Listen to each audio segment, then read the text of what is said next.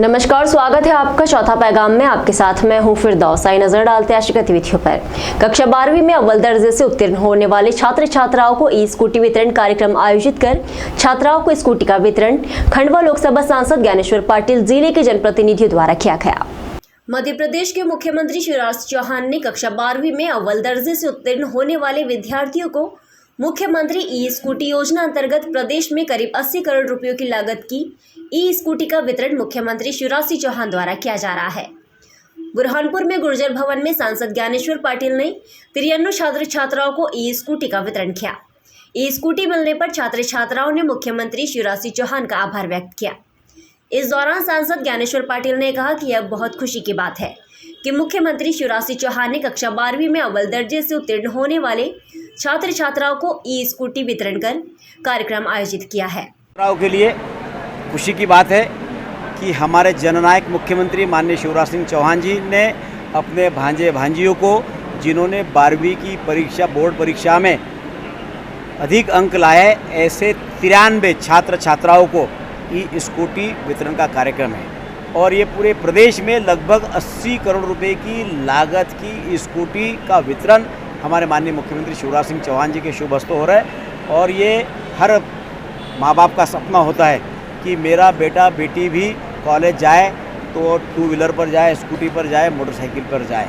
लेकिन उस माँ बाप का सपना इसलिए साकार नहीं हो सकता क्योंकि उसके पास स्कूटी खरीदने के लिए पैसे नहीं। बहुत होनहार बच्चे रहते हैं लेकिन वो गरीबी के कारण ये व्यवस्था नहीं कर सकते। ऐसे होनहार बच्चों के लिए हमारे माननीय मुख्यमंत्री शिवराज सिंह चौहान जी ने ये योजना की घोषणा करी और हमारी सरकार जो घोषणा करती है वो करके देती है। और सिर्फ घोषणा ही नहीं, आज उसका वितरण भी हो रहा है। और नहीं तो हमने कई सरकारें देखी है जो घोषणाएं करती है लेकिन 10-10 साल तक भी उस पर अमल नहीं करती है।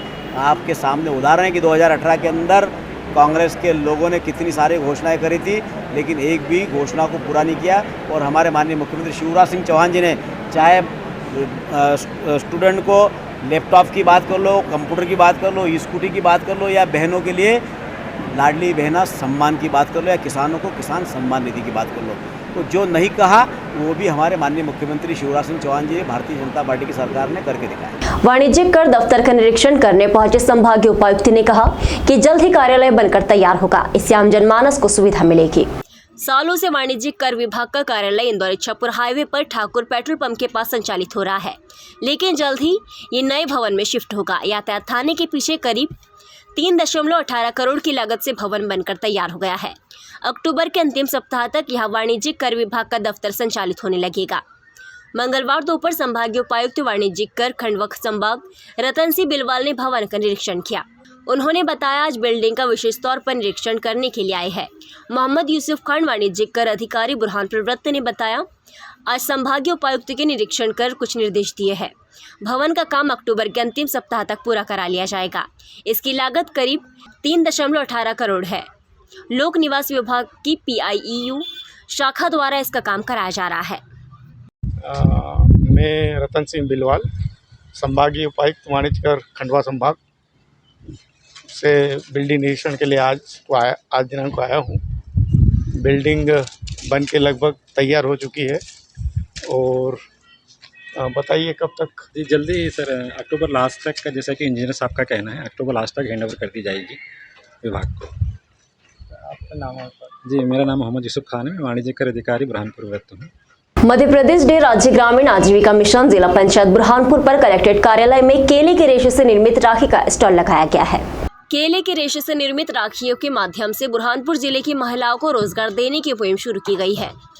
यह मुहिम जिला पंचायत द्वारा शुरू की गई है, जिसके चलते कलेक्टर सभा कक्ष के सब मैप कलेक्टर परिसर में केले के तने से तैयार राखी का स्टोर लगाया गया है। ये राखियां ग्रामीण क्षेत्र की महिलाएं स्वयं अपने हाथ से तैयार कर रही है। सुंदर सुंदर राखियां देखकर हर किसी को अपनी ओर आकर्षित कर रही है। गौरतलब है कि बुरहानपुर केले के लिए पूरी दुनिया में प्रसिद्ध है। यही कारण है कि यहाँ का केला इराक देश में पसंद किया जाता है। और जब केला पूरी दुनिया में फेमस है तो केले की बनी सामग्री भी अब अपनी अलग पहचान बना रही है। जिला कलेक्टर जिला प्रशासन के प्रयास से ग्रामीण क्षेत्र की और शहरी क्षेत्र की महिलाओं को रोजगार देने के उद्देश्य से केले से निर्मित सामग्री का निर्माण करने के लिए कार्यशाला आयोजित की जा रही है और महिलाओं को इससे जोड़ा जा रहा है। तीज त्योहार पर महिलाएं अपने हाथों से केले की वेस्टेज तने से सामग्री का निर्माण करती है और उसे बेचकर अच्छी आमदनी कर रही है। जिला कलेक्टर कार्यालय में कलेक्टर भव्य मित्तल की मौजूदगी में समय सीमा की बैठक संपन्न हुई। इस बैठक में हेल्पलाइन सहित कई विषय पर कलेक्टर ने दिशा निर्देश दिए। संयुक्त कलेक्टर कार्यालय में समय सीमा की बैठक कलेक्टर भव्य मित्तल की मौजूदगी में संपन्न हुई। बैठक में जिला पंचायत सीईओ, जनपद सीईओ, एसडीएम, अपर कलेक्टर, डिप्टी कलेक्टर सहित जिले के सभी विभागीय अधिकारी मौजूद थे। बैठक में कलेक्टर भव्य मित्तल ने अधिकारियों को आम जनमानस तक शासन की योजनाएं पहुंचाने और तुरंत लाभ दिलाने को लेकर दिशा निर्देश दिए। वहीं सीएम हेल्पलाइन की शिकायत को लेकर भी कलेक्टर भव्य मित्तल ने अधिकारियों को सख्त लहजे में दिशा निर्देश दिए। जिले के कई विभाग ऐसे हैं जो इस वक्त सीएम हेल्पलाइन की बी कैटेगरी में चल रही है, जबकि पूर्व में अधिकारी सीएम हेल्पलाइन को लेकर सजग रहते थे और जिला कई बार सीएम हेल्पलाइन के मामले में नंबर 1 पर रहा है।